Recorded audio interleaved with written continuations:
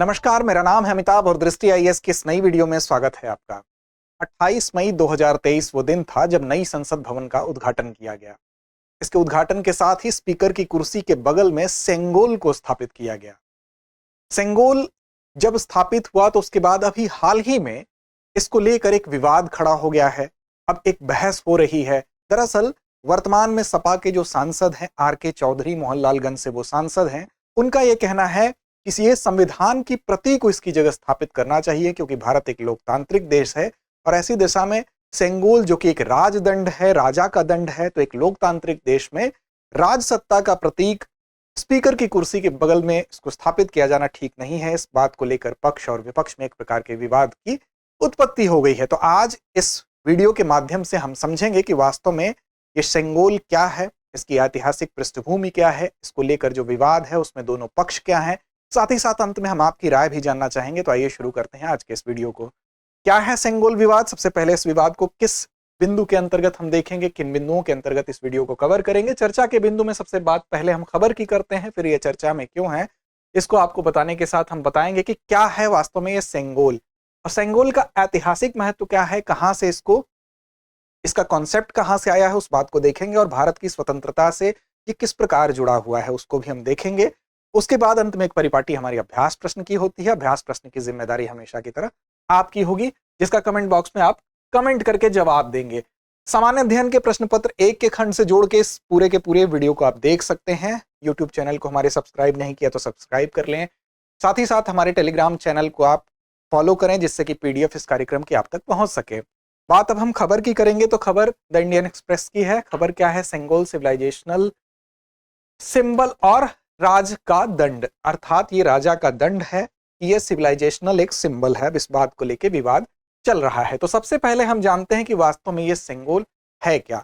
सेंगोल क्या है इसकी अगर बात करें, औपचारिक परिचय की अगर बात करें तो ये शाही शक्ति का प्रतीक इसको माना जाता है। यहाँ तस्वीरों में इसकी तस्वीर आप देख सकते हैं। इसको शाही शक्ति का प्रतीक माना जाता रहा है। और इसकी उत्पत्ति कहां से हुई है? तो तमिल शब्द सेम्मई से इसकी उत्पत्ति मानी गई है। और इसका क्या अर्थ होता है? तो धार्मिकता इसका अर्थ होता है।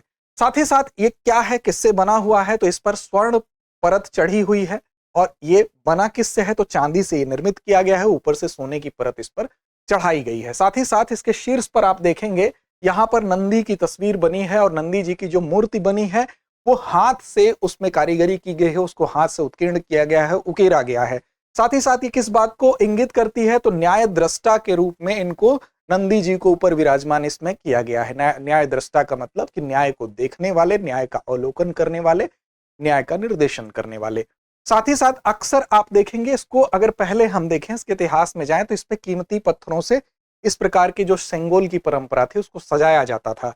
साथ ही साथ इस सेंगोल जिसको स्थापित किया गया है हमारे यहाँ संसद में, जो स्पीकर की कुर्सी के बगल में, अगर उसकी बात करें तो इसके ऐतिहासिकता के नजर से देखें तो मद्रास के एक जौहरी थे, प्रसिद्ध जौहरी थे बुम्मडी बंगारू चेट्टी, उनके द्वारा इसका निर्माण किया गया था, जो कि स्वर्ण से बनाया हुआ ये तैयार किया गया था।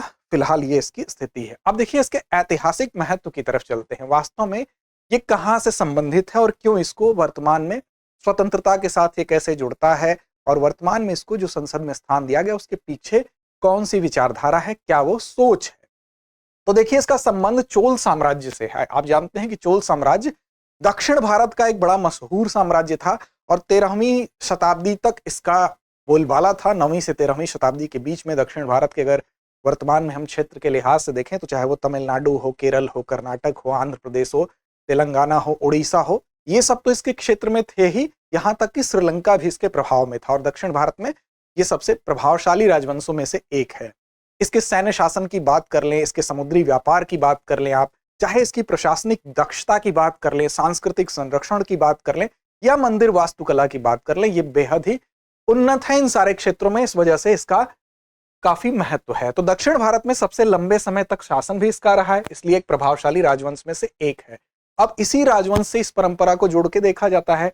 वास्तव में इस राजवंश में उत्तराधिकार और वैधता के प्रतीक के रूप में इसको दूसरे राजा को यही सेंगोल सौंपने की एक परंपरा थी। अर्थात एक राजा अगर कोई गद्दी पर आसीन है, उसके बाद अगर दूसरा राजा आता है तो उत्तराधिकार का एक प्रतीक चिन्ह जो था ये सेंगोल हुआ करता था, ये दूसरा राजा वो अपने उत्तराधिकारी को सौंपता था।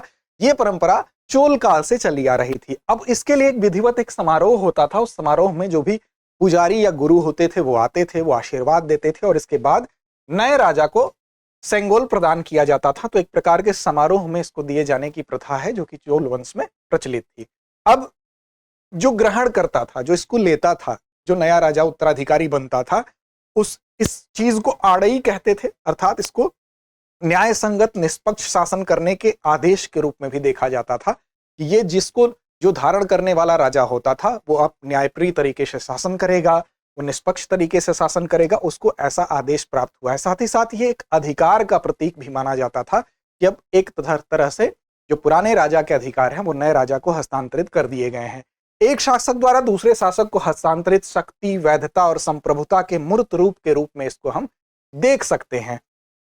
इसके बाद अगर बात करें तो भारत की स्वतंत्रता का हिस्सा कैसे बना, इस पर भी हम चर्चा करेंगे। साथ ही साथ इसके पीछे एक और वजह थी।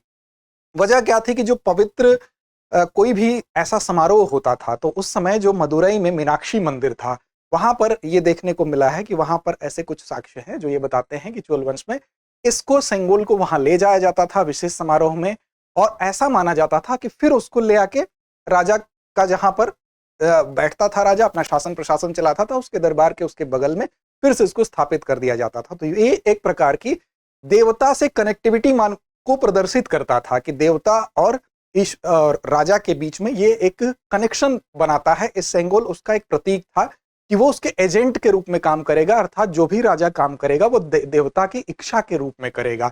इसलिए उससे अपेक्षा की जाती थी कि वो ईश्वर सब कुछ देख रहा है तो वो एक न्याय संगत तरीके से न्याय करेगा। तो ऐसा है। फिलहाल भारत की स्वतंत्रता का हिस्सा ये सेंगोल कैसे बना, इस बात को भी हम समझते हैं। तो देखिए, स्वतंत्रता से पहले अगर आप देखेंगे तो जो तत्कालीन वायसराय लॉर्ड माउंटबेटन थे वो भावी प्रधानमंत्री जवाहरलाल नेहरू से एक प्रश्न करते हैं। ये एक धारणा प्रचलित है, इसके अलावा एक अन्य भी विचारधारा इसके पैरेलल चलती है, उस पर भी हम विचार करेंगे। तो एक जो धारणा है वो ये है कि स्वतंत्रता से पहले उस समय के जो वायसराय थे लॉर्ड माउंटबेटन, वो भावी प्रधानमंत्री जो बनने वाले थे प्रधानमंत्री जवाहरलाल नेहरू से एक प्रश्न करते हैं। वो पूछते हैं कि जब सत्ता हस्तांतरण किया जाएगा तो प्रतीक के रूप में कौन सा समारोह मनाया जाना चाहिए। तो इस प्रश्न पर विचार करने के लिए जवाहरलाल नेहरू ने सी राजगोपालाचारी से संपर्क किया और उनसे इस विषय में सलाह मांगी, मशवरा मांगा। तो सी राजगोपालाचारी, जिनको राजा जी भी कहा जाता है, उन्होंने एक सुझाव दिया और उन्होंने कहा कि जो सेंगोल राजदंड है वो सौंपने का चोल मॉडल जो है उसको अपनाया जा सकता है। और ऐसा कहा जाता है कि इस विचारधारा के, इस मत के जो पक्षकार हैं वो ये कहते हैं कि इन्हीं के सुझाव के बाद से जो सत्ता हस्तांतरण का प्रतीक है उसके तौर पर लॉर्ड माउंटबेटन के द्वारा जवाहरलाल नेहरू को जब सत्ता सौंपी गई तो ये सेंगोल जो है उनको प्रदान किया गया। और ये कहां से आया, तो ये चोल मॉडल को सी राजगोपालाचारी के सलाह जो दिए जाने की प्रक्रिया थी नेहरू जी को, उस माध्यम से ये यहाँ पर देखने को मिला। अब प्रधानमंत्री नेहरू को 14 अगस्त 1947 को इसको किसने भेंट किया था, उससे पहले इनको भेंट किया गया था थिरुवदुथुरई अधीनम। ये क्या था, तो 500 वर्ष पुराना जो है एक शैव मठ था, वहां के लोगों द्वारा, वहां के जो साधु संत थे उनके द्वारा इनको भेंट किया गया था। अब देखिए, ये तो एक मत है। दूसरा मत ये कहता है कि जवाहरलाल नेहरू को ऐसा हो सकता है कि ऐतिहासिक साक्ष्य जो है इस बात के नहीं मिलते हैं कि लॉर्ड माउंटबेटन के द्वारा सत्ता हस्तांतरण के प्रतीक के रूप में सौंपा गया था। क्योंकि अगर ऐसा होता तो लॉर्ड माउंटबेटन का जो चरित्र था, जो उनका व्यक्तित्व था, वो बहुत अपने चीजों को आत्मकेंद्रित रख के चीजों को नाटकीय ढंग से प्रस्तुत करने के शौकीन माने जाते थे। अगर ऐसा हुआ होता तो इस बात के पर्याप्त प्रमाण देखने को मिलते, ये दूसरा पक्ष ऐसा कहता है। साथ ही साथ अगर ऐसा होता तो समकालीन साक्ष्यों में इस बात को जरूर इंगित किया गया होता और लॉर्ड माउंटबेटन तो इस बात की व्याख्या जरूर करते। तो इस बात की संभावना ज्यादा प्रतीत होती है कि जो तमिल हिंदू नेता हैं वो नेहरू जी को ये भेंट किए थे, इस बात की संभावना अधिक प्रतीत होती है। अब वहीं एक नया विवाद जन्म ले लिया है। एक पक्ष ये कहता है कि जो नई सरकार है वो जहां सांस्कृतिक पुनर्जागरण के तहत इस चीज को महिमामंडित कर रही है, वहीं एक और दूसरा धड़ा है वो कहता है कि नए अर्थों का एक नया सेट खड़ा करना चाहती है सरकार। साथ ही साथ राष्ट्रीय प्रतीक के एक राजनीतिक हिंदूकरण की तरफ भी सरकार बढ़ रही है, ये भी दूसरा पक्ष एक आरोप लगाता है। तो दोनों पक्ष आपके सामने हैं, ये दोनों बातें हैं, ये कैसे राजनीति का हिस्सा बना।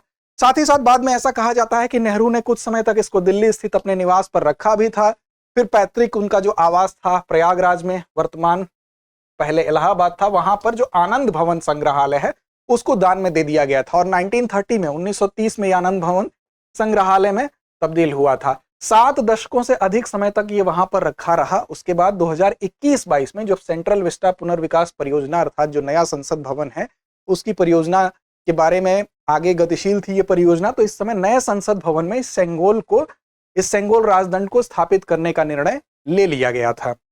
साथ ही साथ जो अब इसको क्यों लिया गया उसके पीछे क्या तर्क थे, तो वर्तमान सरकार की ये विचारधारा इसके पीछे काम कर रही थी कि जो भारत का लोकतंत्र है वो अपनी प्राचीन परंपराओं मूल्यों में निहित है और यह अपनी विविधता और बहुलता के प्रति एक समावेशी और सम्मानपूर्ण भाव प्रदर्शित करने की तरफ भी ये चीज दिखलाएगा, उसका परिलक्षण होगा। साथ ही साथ भारत की प्राचीन सभ्यता और संस्कृति के साथ साथ विविधता में एकता की जो भावना है उसको भी ये प्रतिबिंबित करेगा। इसलिए ये निर्णय लिया गया कि नए संसद भवन में स्पीकर की कुर्सी के बगल में इसको स्थापित किया जाए और स्थापित किया गया। लेकिन फिलहाल अब जो प्रतिपक्ष है, जो वर्तमान में एमपी हैं, उनके द्वारा ये मांग उठाई जा रही है कि भारत एक लोकतांत्रिक देश है, वहां पर संविधान रखा जाना चाहिए, न कि एक राजदंड जो कि एक राजा के दंड का प्रतीक है अर्थात राजसत्ता का प्रतीक है। तो दोनों मत अपनी अपनी जगह है। आप क्या सोचते हैं कमेंट बॉक्स में कमेंट करके जरूर बताएं। दोनों के अपने अपने तर्क हैं। साथ ही साथ इससे पहले कि हम आगे बढ़ें अपने अंतिम परिपाटी अभ्यास प्रश्न की तरफ चलें, आपको बता दें कि दृष्टि आईएएस की तरफ से एनसीईआरटी कोर्स जो है दृष्टि लर्निंग ऐप पर लाइव ऑनलाइन ये कोर्स संचालित होता है। इसमें एडमिशन ओपन है और 9 जुलाई से ये कक्षाएं भी प्रारंभ होनी है। इससे संबंधित किसी भी क्वेरी के लिए आप दिए गए इस नंबर पर संपर्क कर सकते हैं। अंत में हमारी परिपाटी अभ्यास प्रश्न की होती है। एक अभ्यास प्रश्न आपके सामने प्रस्तुत है। अभ्यास प्रश्न क्या है, तो देखिए, सेंगोल का ऐतिहासिक महत्व किस वंश से जुड़ा है, आपको इसका जवाब देना है। चोल वंश से, मौर्य साम्राज्य से, मुगल साम्राज्य से या गुप्त साम्राज्य से। उम्मीद है आप सही और सटीक जवाब जरूर देंगे। लड़ते रहें, अपने लक्ष्य की ओर बढ़ते रहें।